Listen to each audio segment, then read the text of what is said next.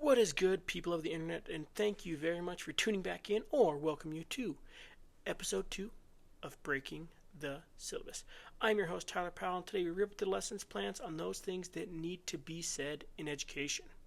Now, today I'm going to be diving in the things in education that just really grind my gears. They make me mad, they make me want to walk over and maybe yell at a teacher, but hopefully it doesn't become just a vent session that can also give some practical advice on how to change a few of these things to better our education system. The first one is we're going on a field trip or whatever students are doing in the hallways. In education, we do need to give students freedom. Now, with freedom, that does not mean they should have the hall pass for 30 minutes at a time, 45 minutes at a time. They need to be in class learning with the students as we go. Some people think, oh, well, it could be an emergency or this, that, the other. I'm here to say it. I've walked through the hallways in between classes, and I can tell you right now, students are misbehaving in the hallways. I know, it's a shocker. Kids in middle school especially misbehave in the hallways. Now, we do have students who, yes, they do need to use it for certain reasons, but I would say a majority of those students are probably 10% or less.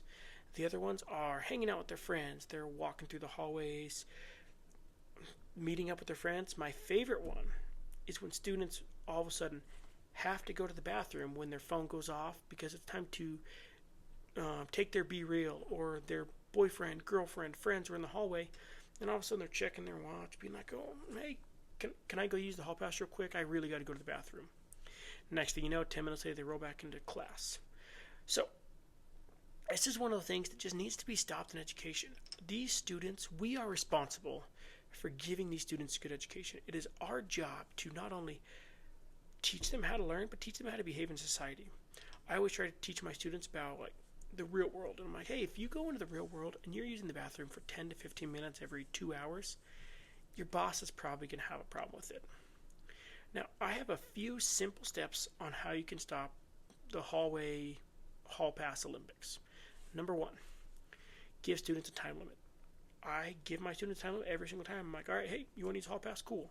You've got blank minutes. Can be anywhere from, I'd say 3 to 5 is a good reasonable amount of time. Now, are there extenuating circumstances when you see that student with the look of pure panic? And they're like, I need it. I get those ones. I get that. Okay? So number 1, set time limit. Number 2, let students go at the very beginning of class.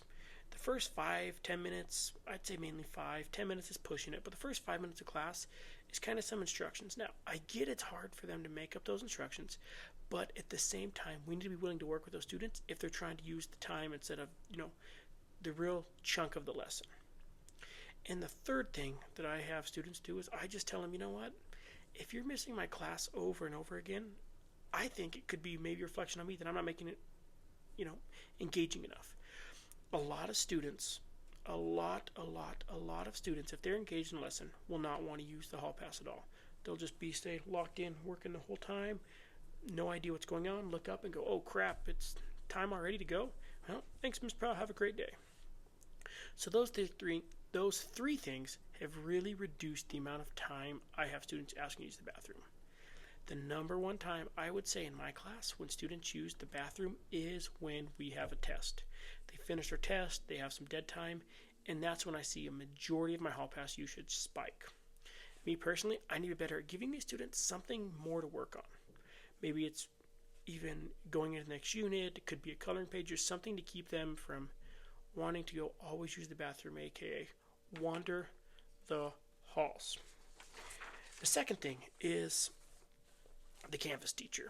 Now, I understand Canvas is a great program for students who maybe miss school, and during COVID-19, the dreaded COVID-19. How about we never say that again? I'd love to say that's going to happen on this podcast, but it's probably going to be brought up, especially with education and how much it changed our world. So my big gripe with Canvas is teachers think it's the teacher. So, for example, it'll be like, hey, you know what? Guys, come on in, have a seat. Your lesson's on Canvas. I'm going to go sit my butt in my chair and not do anything. These teachers, if they are only using Canvas is the lesson or the teacher, they need to be fired. Plain and simple, they need to be let go because it is our job as an instructor and teacher to teach these students. We've seen viral videos all over the internet of kids freaking out on teachers for this, that, and the other. But one thing that needs to be known is if teachers are really working with their students, awesome. Now, Canvas, I would use it in a way if I was better at using Canvas. I'll be the first one to admit I hate Canvas. I very rarely ever use it. So I'm very bad at it. People think it's the best thing ever. And again, I'm not one of those people.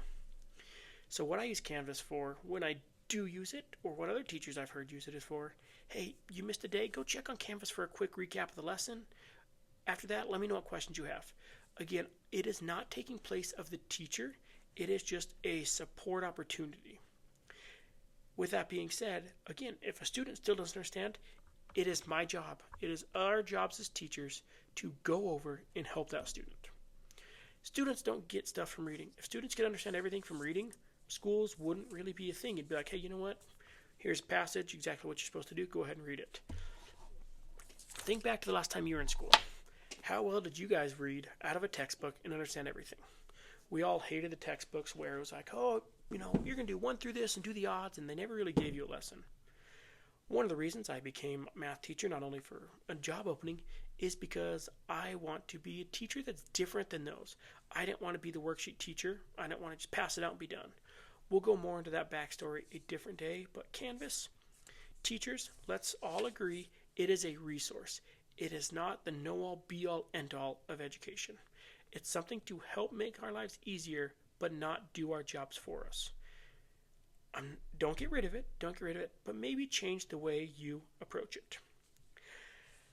Number 3, be ready to have your headphones to change the volume is cell phones in class.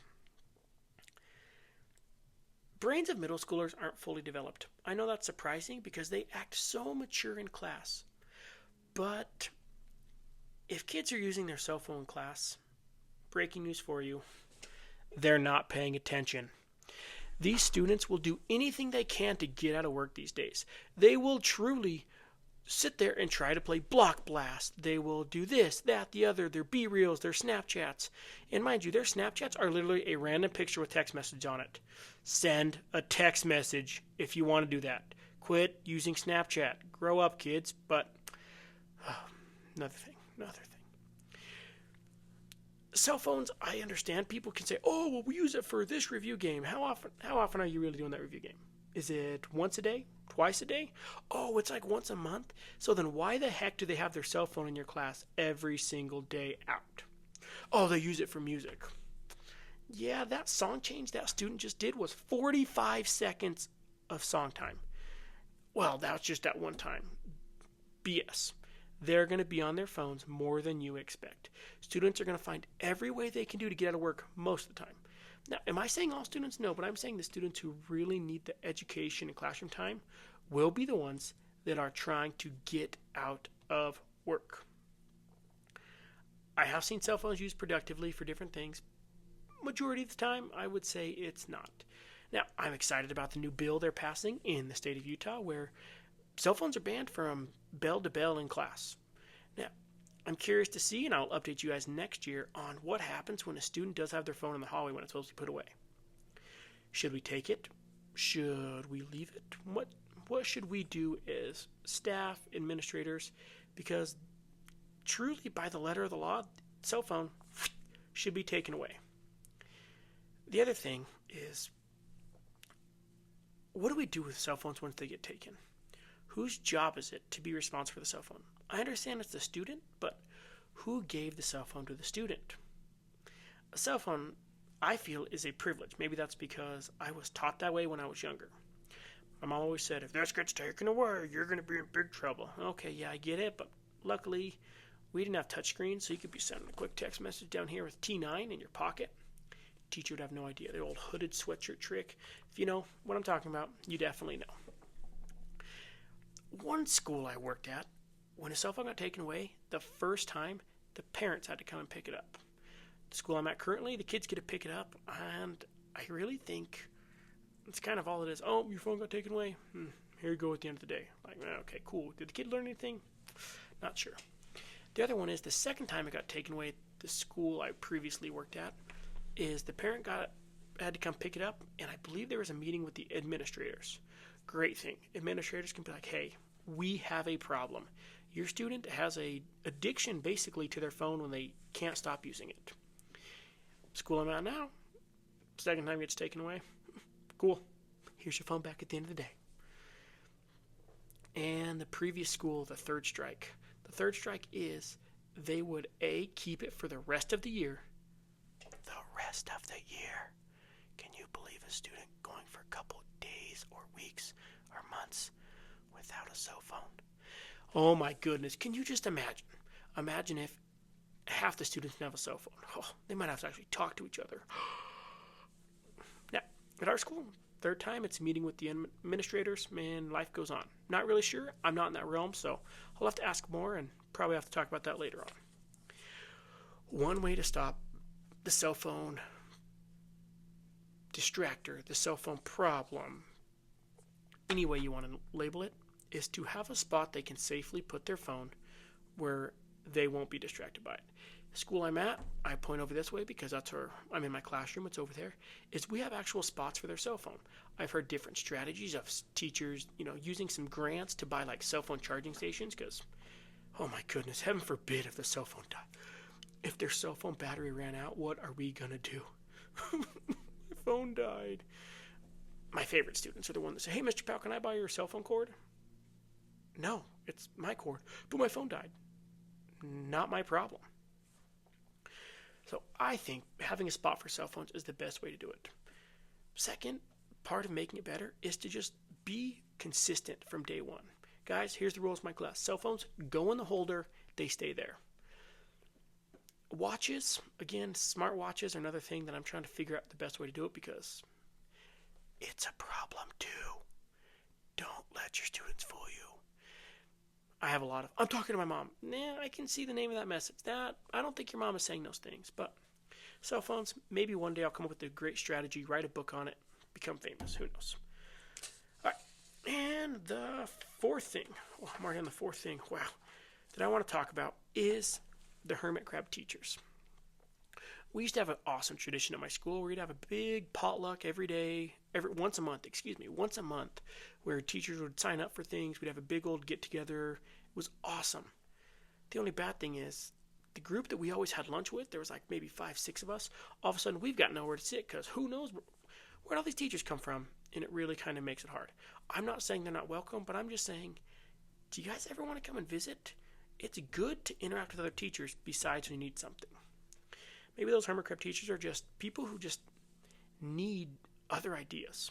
The reason it's good to have other conversations with adults, not only is because you deal with students all day, and let me tell you, students will make you go crazy, but you never know, you might hear something insightful about a student. I know a certain student, I heard something about, oh, hey, this works in his class. Tried it in my class. Boom, game changer. So come meet with people. See us in the hallway. Don't let the copy room be this library of quiet where it's like, copies, be done. Instead, talk, pull up a conversation, ask what you're doing in class, see how you can help. Hermit crab teachers, please get out there and actually have a conversation. And the last teacher rant is the teachers, how do I word this nicely? The teachers who are scared to change. Well, the thing I hate the most in schools, that you will probably hear me scream, well, we've always done it this way. Well, who gives a crap if you've always done it that way? Does that mean it's the best? What does the new data say? Because I hate to tell you, there's data being conducted all the time. Now, that data might say, hey, you know what? This does work. Okay, cool, then let's stay with it. But if it's saying, hey, this doesn't work, let's get rid of it. I know there are teachers who still sign paper homework every single day. I've seen research that homework is not proving to be 100% useful for all students. Because I got some bad news. Kids have changed, guys. Kids have changed. Students are doing way more activities than some of us could ever imagine.